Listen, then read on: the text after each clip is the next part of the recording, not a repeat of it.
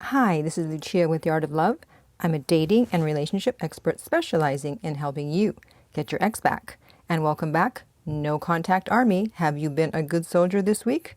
I certainly hope so. And if you too would like to join the No Contact Army, all you have to do is hit the subscribe button and you're in. And to read the No Contact Army manual, just go to nocontactsecrets.com where you can purchase the book and also see 2 free chapters. So this week I have a super success story from one of my clients. She got her ex back, obviously, or we wouldn't be talking. And I hope it will inspire you to stay in no contact until you hear your ex say something significant, because that is how she got her ex back. So let's get started.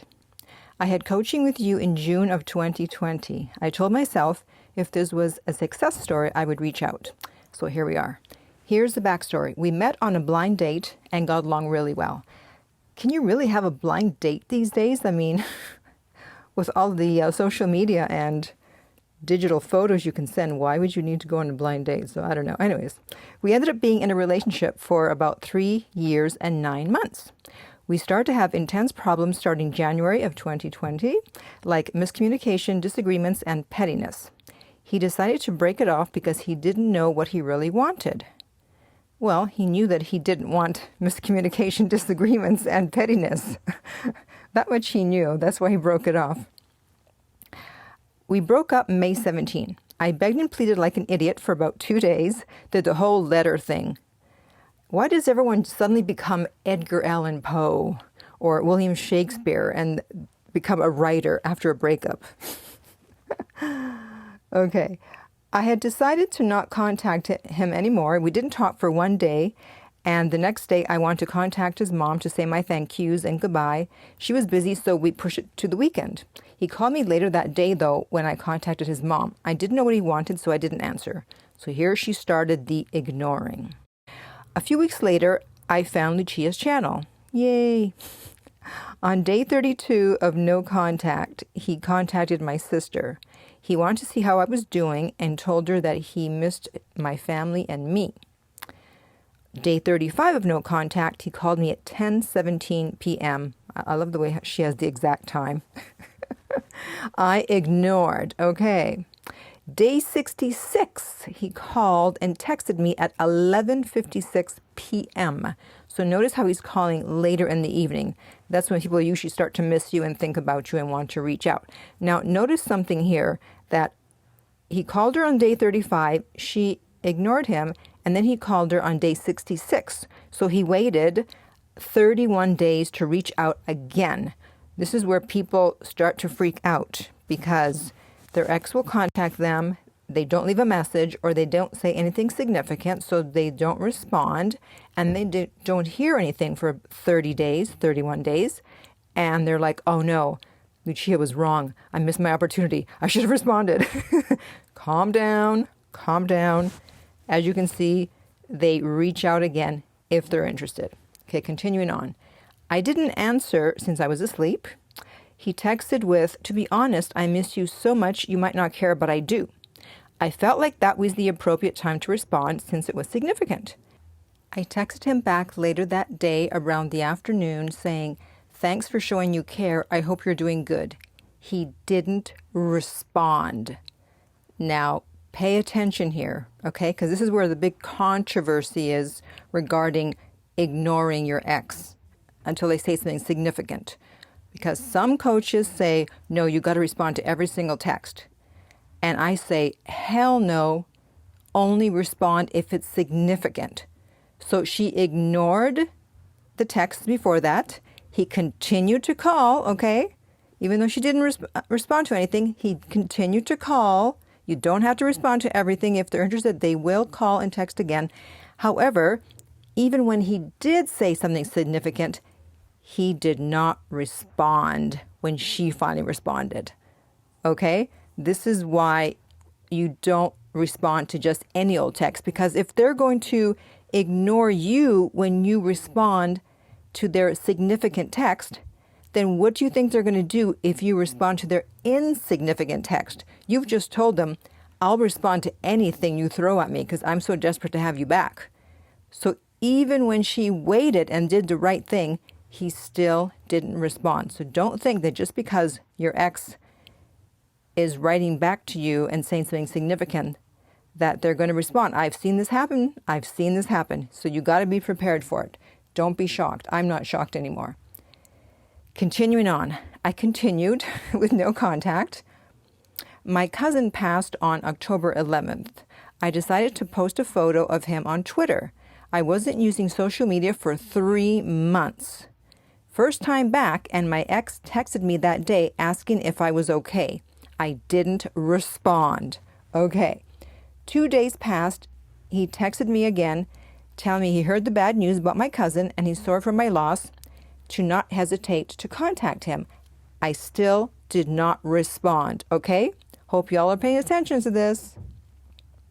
All of September, he didn't call me. Okay, so how many months passed? They broke up mid-May, so June, July, August, September, 4.5 months. Okay, 4.5 months, they're still broken up. So even though he had been sending texts before that, the whole month of September, nothing. Okay, this is how breakups come back together. They're not just they contact you, you respond, you have a conversation, and you're back together. That rarely happens. Just as it takes you a while to start dating someone, seriously, you take it in steps. Getting back together is also in steps. It's a process. It's not usually just a one-time shot.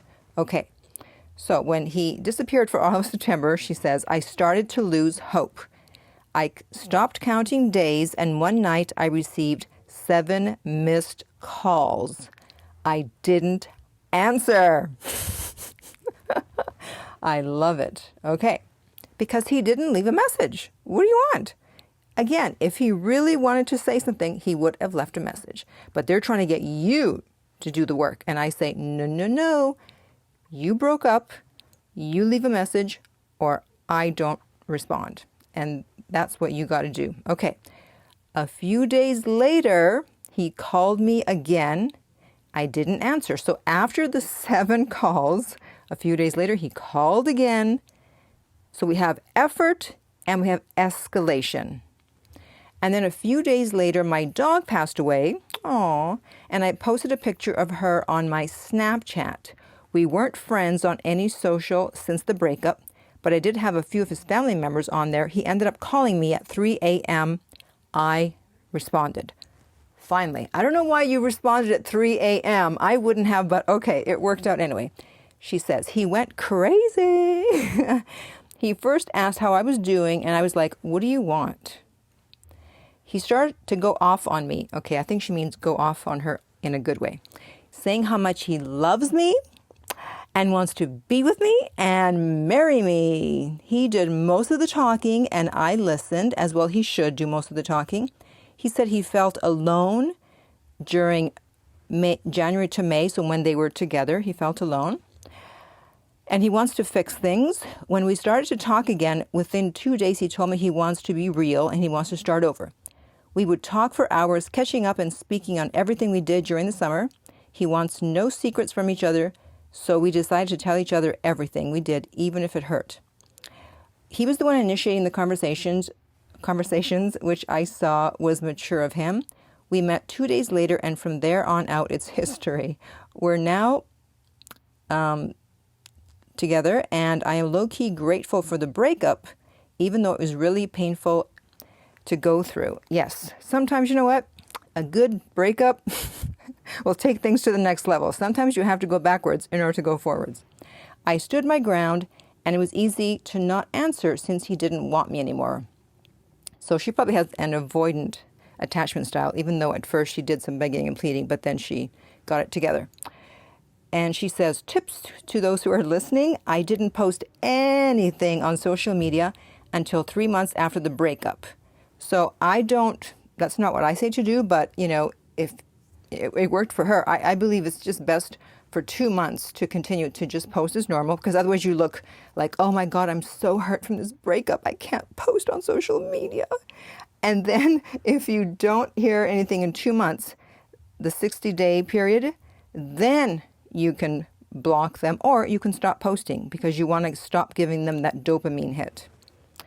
Okay, I didn't do anything on socials either. I simply disappeared. He did most of the petty things like unfollowing. He blocked me at some point, unfriended me, etc. I didn't do anything. Perfect. That's why I say don't be blocking, don't be unfriending. Just chill for the first 2 months and see what they do. Because then you look like you're just okay, we broke up. All right, fine. I'm just getting on with my life. I'm not blocking, I'm not unfriending, I'm not doing anything. I didn't talk to his family or mutual friends. I stayed home, focused on school, work, and on myself. I lost so much weight, worked out 7 days a week, and ate clean. 7 days a week? Weren't you tired? They always come back. Stop crying and get to work. I personally didn't go out on dates, but was talking to guys. We're now 4 months and 2 years together, and I feel like we are more in love than ever before. Aww, what a lovely ending. So, what is the takeaway from this? The takeaway is stay in no contact, obviously, which I think you know if you've been listening to my channel for a while, and do not respond to texts or calls unless they are significant. As you can see, there's a lot of times she didn't respond, and no, her ex did not go away thinking, oh, she doesn't want me. It actually built fear into him because he wondered if he had lost her. The only way that you are going to get someone who's going to give you 7 missed calls and then when you finally pick up, pour their heart out, is someone who's afraid that they've already lost you or is about to lose you. And if you respond to every text and every call, they have no fear of loss. They know you're not going anywhere because you pick up every time they reach out. So ignore until they say something significant. So I would like to hear from you on this. What have your experiences been in ignoring your ex, if you ever did ignore your ex, hopefully. So comment below. Did it work for you? Did it not work for you? And if you would like my help personally to get your ex back, you can contact me at theartoflove.net. The direct link is below, and we will send you the rates.